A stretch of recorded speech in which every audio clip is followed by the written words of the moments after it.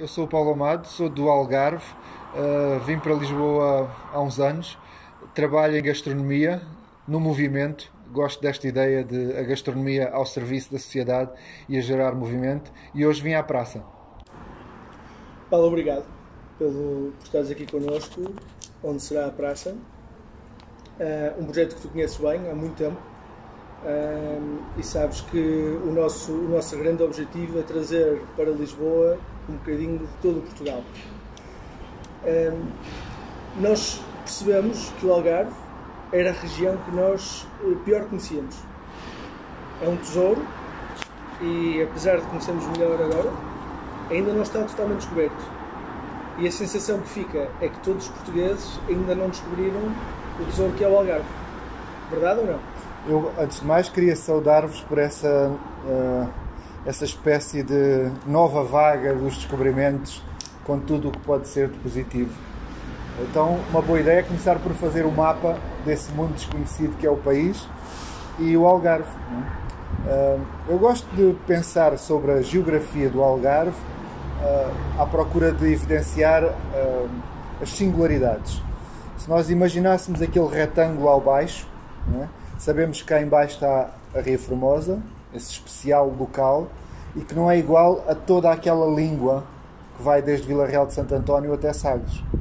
Sabemos que tradicionalmente se chama Barrocal a uma geografia que pode estar a 4 ou 5 km da praia. Aliás, na minha terra, que é Olhão, nós dizemos das pessoas de Peixão, que é uma freguesia que fica, sei lá, 6 ou 7 km da Ria, montanheiros. Depois tens a serra e depois é de esperar que aquela parte mais ocidental, que é uma parte que é banhada pelo Atlântico Forte, nós sabemos que ali o pescado não é a mesma coisa. Depois a outra parte, virada à Espanha e de rio, também sabemos que não é a mesma coisa. Então, de repente, se formos ver a geografia do Algarve, em vez das 3 regiões, que são a Serra, o Barrocal e o Litoral, temos aqui mais um bocadinho de ria, depois temos mais outro bocadinho de costa ocidental batida a um mar mais forte, e depois temos mais outro de rio manso, no mínimo, para não falar dos contrastes e das pequenas conexões, porque, por exemplo, dali de onde eu venho, porque colocavam-se as peras na sopa. No outro lado, lá mais para o lado de Sagres, não se colocam. Mas há uma certa tradição que tem que ver com o mexilhão, e eu percebo que onde eu vivo havia, do ponto de vista do lingueirão, da ameixa, do berbigão, da conquilha. Então, o Algarve ficou assim resumido ao sol e praia, mas é muito mais do que isso. É uma herança cultural que passa... E passou, não há hipótese. Eu vejo em certas vilas do norte de Portugal, parece que vejo mais igrejas do que no Algarve inteiro. Não é?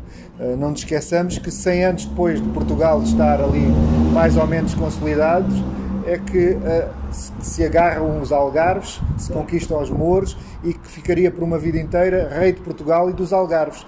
Portanto, esse último território vive na aparência uma proximidade, mas do ponto de vista do contacto com o resto do país, quase uma insularidade. Eu sei que isto pode parecer exagerado, mas é o que eu penso. Nós fomos à descoberta da riqueza gastronómica, mas inevitavelmente encontramos riqueza cultural, encontramos diversidade de paisagens, encontramos campo, montanha, é incrível. Portanto, assumindo que com esta desgraça que caiu sobre nós, mais portugueses vão ao Algarve agora, era bom que eles aproveitassem para descobrir mais o Algarve e não ficassem apenas na praia e no bar de praia. Queres deixar alguma sugestão, alguma indicação? Como é que podemos descobrir o Algarve? Por onde é que se começa? Então, reparem uma coisa. Indo pela A1, fica ali mais ou menos a meio, depois dá para ir para a direita ou para a esquerda. Quer vá para a direita ou para a esquerda, tem uma estrada que é segura, que é a Via do Infante, a 125, não tanto, que vai de um lado ao outro é 1 hora e tal.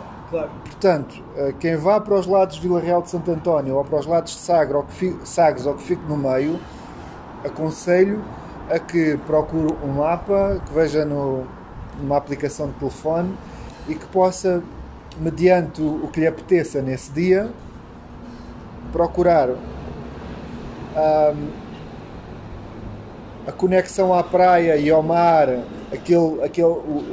o peixe grelhado, a salada montanheira que já desceu, há alguns bivalves, que fica aí junto ao litoral, porque em todo o lado, vindo do Alvor ou da Ria Formosa, em todo o lado há estes mariscos, há estes bivalves e dos diferentes portos, também de Sagres, há o pescado.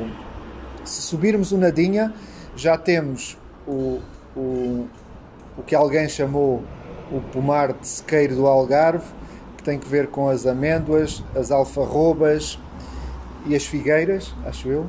Eram as figueiras, não é? Faz sentido que sejam as figueiras. Aí o gado manso, galinhas, borregos, é outro tipo, é outra comida. Mas se bem que facilmente também chega a algum bocadinho de mar, mas pouco. Depois a montanha, e na montanha eu fiquei deslumbrado, porque sendo daquele sul, fiquei ali à volta e só há muito pouco tempo é que descobri a serra. Tem 2 serras, e a serra tem semelhanças na tradição do porco ao Alentejo, mas semelhanças brutas mesmo. Poder-se-ia dizer, aliás, eu partilhei algumas fotos com alguns cozinheiros alentejanos que me juraram que aquilo era Alentejo, e não era, era Algarve. Só que lá está, se fôssemos ver o país, outra vez naquela lógica das micro-regiões, claro, há de haver aqui esta parte, que é a Serra Algarvia, que está com o Baixo Alentejo, que tem uma conexão evidente e que se contagiam umas às outras, não é? Claro. Portanto, se fôssemos então olhar para o país, lá de cima cá para baixo, ou de baixo cá para cima, evidenciei aqui as regiões do Algarve, mas depois o Alentejo, que se caracteriza, sequeiro, o único peixe que lá há é cação de coentrada, que eu não gosto. Então, mas e a costa alentejana, por exemplo? Sim. Que é esquecida. A costa alentejana é a costa alentejana e o Alentejo. Não é parece que não fazem parte da mesma região. Bom, mas voltando ao Alentejo, o que eu aconselhava era a que pudessem procurarem uns belos restaurantes regionais e depois, se tiverem de apetites para ver como os cozinheiros contemporâneos estão a trabalhar em cima desses monumentos regionais, porque, por um lado, o cozinheiro tradicional vai alongando e, enquanto alonga, essa tradição vai ligeiramente adaptando. Depois vem o cozinheiro contemporâneo e trabalha em cima daquilo e dá-lhe as voltas que quiser, como se fosse vidro. Se um faz areia derretendo para esticar, o outro puxa daquilo vidro. Tenho esta ideia de que um cozinheiro contemporâneo, se for bom, é muito bom amigo do Algarve, porque ele vai querer o quê? O produto que esteja o mais perto possível. Claro. E, portanto, o que está perto é bom, portanto, obviamente que o que ele vai fazer é ajudar a região. Isto é válido para o Algarve como para todas as outras regiões. Claro. Mas é isso. Portanto, um restaurante tradicional ou contemporâneo é escolher e seguir.